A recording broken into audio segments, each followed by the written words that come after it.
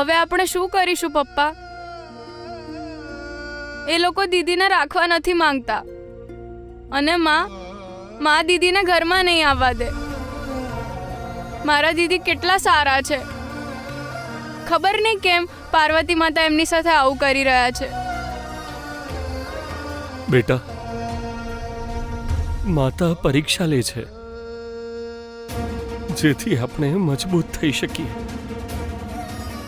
અને માતા એટલી જ મુશ્કેલીઓ આપે છે જેટલી માણસ સહન કરી શકે.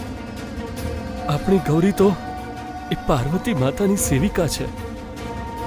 અને બેટા, મને પૂરો ભરોસો છે, મને પૂરો વિશ્વાસ છે, પાર્વતી માતા કોઈને કોઈ રસ્તો જરૂર કાઢશે મારી દીકરી માટે.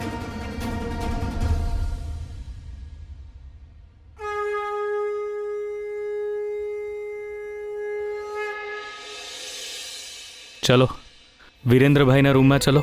ના,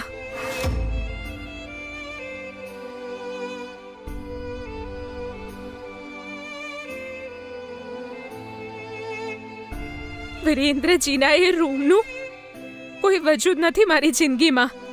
અને આમ પણ જ્યારથી હું આ ઘરમાં આવી છું, મેં બધાને બસ દુઃખ જ આપ્યું છે.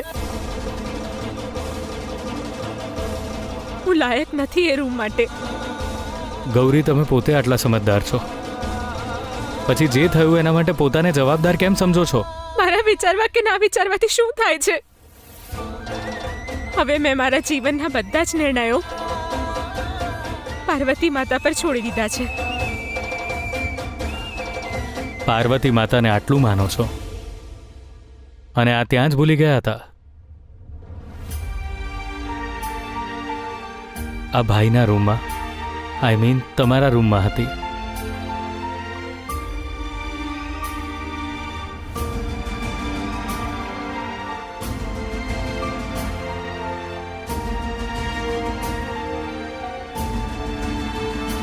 ગૌરી, પોતાને ક્યારેય એકલા ન સમજતા.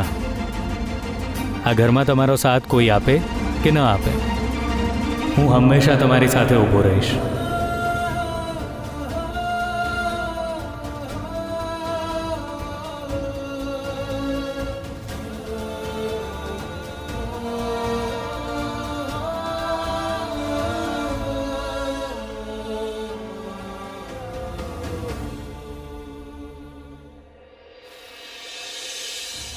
માતાજી, ગૌરીની માં કહી રહી છે કે અમારો ગૌરી સાથે કોઈ સંબંધ નથી. તમારે લોકોએ જે કરવું હોય ને કરો એની હાથે.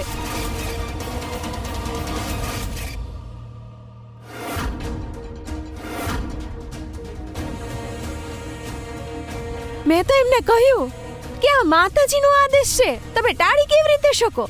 તો એ કહી રહી હતી કે ગૌરી છે ને હવે હવેલી વાળાની જવાબદારી છે. તમારા લોકોની સમસ્યા છે તો તમે લોકો જ ઉકેલ લાવો.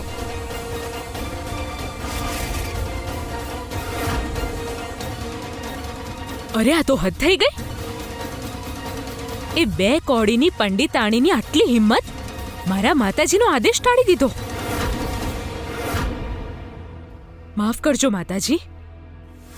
આ વખતે ઘર માટે સંબંધ પસંદ કરવામાં તમારાથી આટલી મોટી ભૂલ થઈ જશે એવું તો હું વિચારી પણ નહોતી શકતી. કામિની, મને ભડકાવવાની કોઈ જરૂર નથી.